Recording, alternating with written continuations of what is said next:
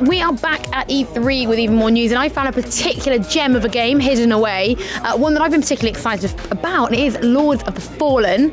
Now, this game has it's got challenging basically stamped on its forehead. Thank you. Before we get into kind of the details of the game, as a studio, when you're making a game, how do you make a game challenging and not frustrating? Because that's a fine line to walk. And it's extremely good question, because I perceive that part of our job as the most challenging. Yeah. Seriously, because what we try to do is we try to break down all the elements of the games that we've been looking up to and that we've been using as a reference. And then we came up with an idea, let's create our own scale of between challenging and punishing, or rewarding and frustrating, however you call that. And then we said, okay, so let's seek examples, and we actually managed to find a few environmental deaths, the frequency and distribution of checkpoints, for example, and so on, a lot of things. And then we said, let's reduce or remove certain parts of that, trying to make sure that we keep the level of the challenge intact.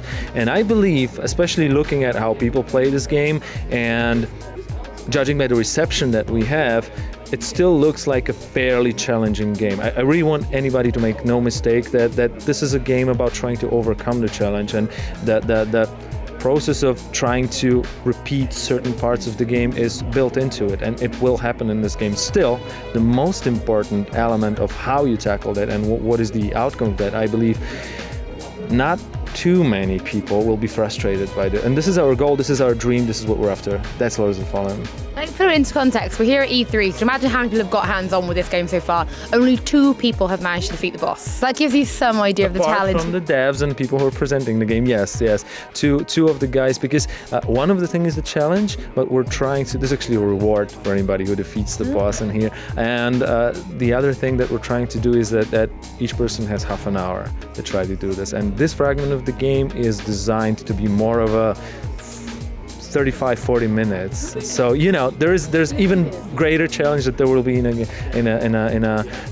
game itself, in a final game itself. So it's interesting. The game itself is very high fantasy. The demo we've been playing is kind of set in a castle environment, all very closed in. Is the game quite closed in, or does it open out into kind of area spaces? It's both. There are the 3 main worlds in this game, and each one of these worlds is a different setting in terms of the feel and the mood, and each one of them includes more open or more closed environments. So generally it's a mixture, and we believe, and while designing this game, it was important for us to make this feeling of changing and dynamics quite important. So when you're walking through the main part of the game, you will feel that sometimes it closes down, and sometimes it's open up, and you will get that feeling of narrowing down and opening up. And generally it works like the world of the game is, there are more of fragments of it and then sub-worlds, however we call them. But when you open up a new area of the world of the game, the old one is never locked down from you. So all the time it's getting bigger and bigger and bigger. And what is even more important is when you get back to a certain part of the world that you've been before, it's quite possible, quite likely that certain areas will unlock, new elements of the world will unlock, and it's not only possible but also encouraged to re-explore in this game. So when we're starting the game, we're picking our character. Have we got a character kind of classes system, or can you develop anything? So are we picking mage or warrior or rogue, or are we one character and kind of go off from there? There is a class system in this game, but the character development in Lords is based on 3 main elements. One of them is the magic, the supernatural powers, extremely powerful, and I think very spectacular in terms of look as well. The other one is attributes and the statistics of a character, and the third one, I think the most complex one, is the gear, the weapons, the armor, the shields that you use. You craft them, some of them have perks, a lot of stuff, and only one of them is bound to your class. So there is warrior, cleric, and rogue, and each one of these classes have different type of magic, because we believe that that's what we wanted to make manifest the playing style of players. So when you choose warrior, for example, you're going to be a brawler who gets in a crowd of opponents. Well, crowd of opponents in this game is 2 or 3. Anyways, if you do that, you can get a hit, but you deal more damage. That's warrior. If you're a rogue, that means you want a very quick, efficient, and stealthy assassination. That is going to be that type of magic. Cleric, of course, regenerative things, tanking enemies, you know. So this is pretty much what we're trying to lock down with the types of magic, and this is what manifests the class. Apart from that, you can mix and match anything. So you can be battle mage, for example. So yeah. That sounds pretty good, actually. The weapons we're seeing then, are we just able to find weapons from defeating enemies, or do we get certain weapons and can we level them up? Or is it, actually, I've out-leveled this weapon and now it's no good to me, anything stronger? There were two questions in here. See what I did there? I'm trying to confuse, I'm trying to throw him off. Almost got me. So answering to one of these questions is some of the weapons you will find, most of the weapons you will find in certain predetermined locations. Okay. And the other thing is, and some of them will drop from the enemy. So it's a mixture, but generally more on the side of everything being distributed in certain parts of the world, in chests and secret areas and all that. But regarding the leveling or the scaling, some of the weapons, probably most of them, or at least half of them, will scale with some of your attributes. And because of that, for some of the weapons, it's not possible to out-level them because the damage will always grow with you. And that means that there are weapons that are efficient and are worth using till the very end of the game, if you even find them at the beginning. But it all depends on your playing style, because the stats of the weapon is just only one of the factors that there is, because each weapon has a different moveset. And there is also a different element of tactics and strategics in this game, so you might want to... It's complex. Sounds good though. So when we are attacking, how do we do? Have we got stamina? Do we have sort of classic MP for when we're using magic? How does that work? We do have hit points, we do have energy points, and we do have mana points, magical points, however we call them.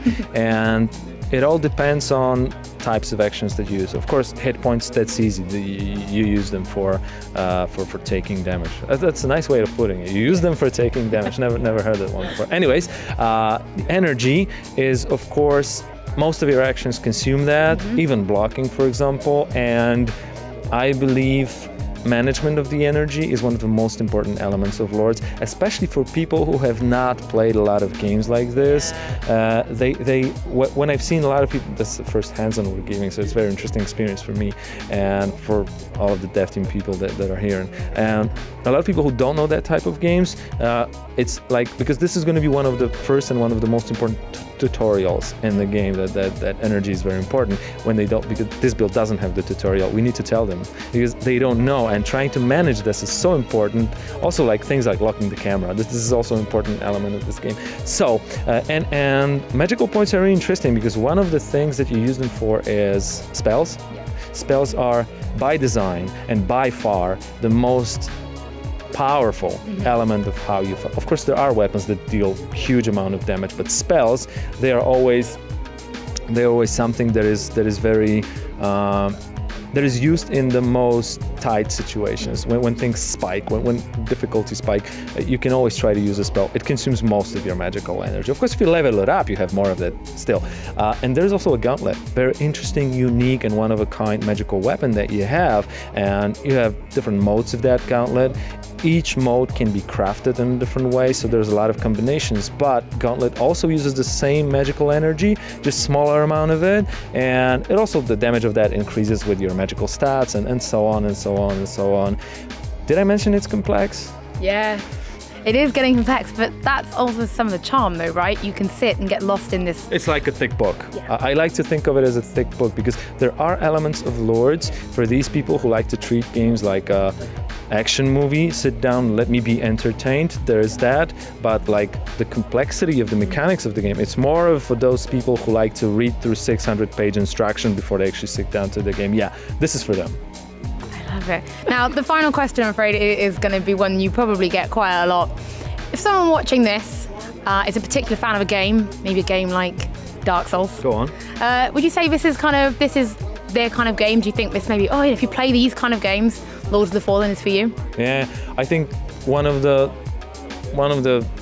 priorities and principles of development of Lords is to keep intact the level of challenge, the type of challenge, because our dream as a developer, I don't want to use the word tribute, but our way of looking up to games like this is the feeling of satisfaction, the feeling of reward when you overcome a challenge in games like Souls, the one that you have mentioned, is so strong and addictive. Right? It's like one of the best hormones that you could get, the completion of a challenging game, and we dream of giving that type to even more people that Souls ever did. I mean, that would be awesome. We would be extremely fulfilled as a developer. We'll see. Of course, we have to see when the game comes out, how people react to it, but this is our goal. This is what we're after.